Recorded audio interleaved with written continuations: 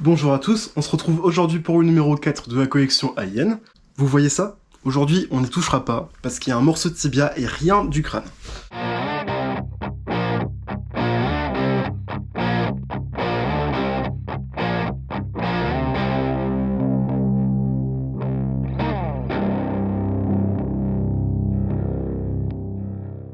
Donc je vais tout de suite ouvrir le carton.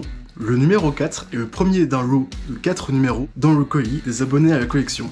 Ça fait bizarre de voir autant de numéros d'un coup, dans les autres cartons j'en avais un ou deux. Même si on a 4 numéros d'un coup aujourd'hui, on a quand même encore beaucoup de retard avec les marchands de journaux. Ils sont au numéro 15 aujourd'hui je crois, alors que là on est au numéro 4. Je sors le numéro 4 et on se retrouve sur mon bureau.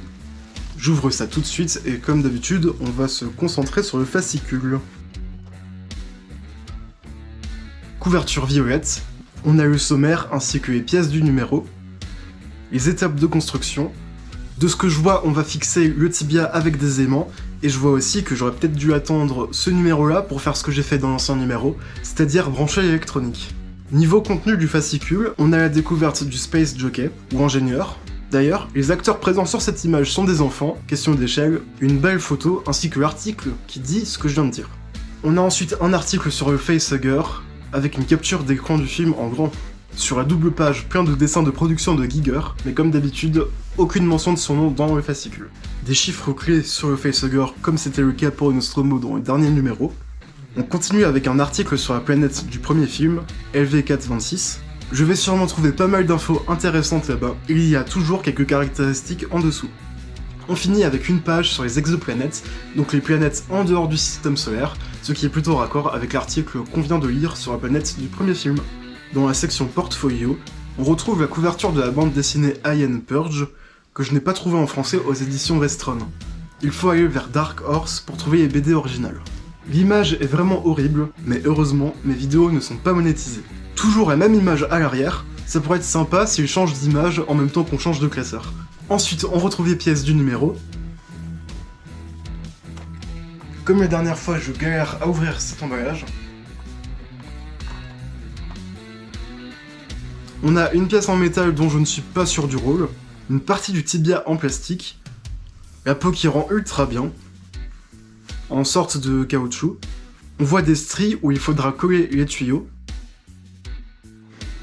une autre partie du tibia, la pièce qui permet de les attacher ensemble.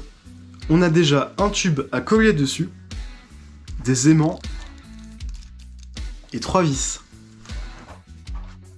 Dans ce numéro, on aura besoin de superglue. On va commencer à coller les aimants sur les parties en plastique.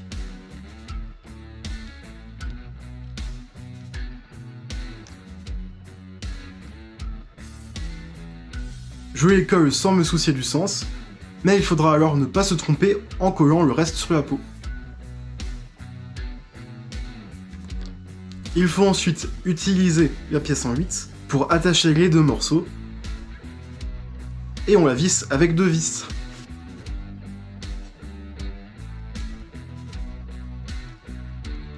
On va maintenant coller les aimants sur la peau.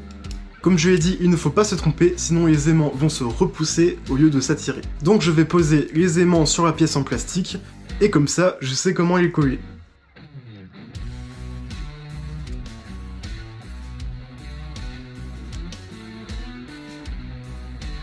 Il faut ensuite coller un tuyau sur la protection du mollet, mais je suis désolé, j'ai oublié de rallumer ma caméra.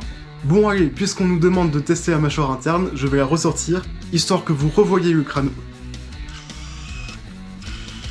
Et voilà. Et bien sûr, on finit par mettre le fascicule dans le classeur. Comme d'habitude, je vous laisse avec quelques images pour vous rendre compte du rendu.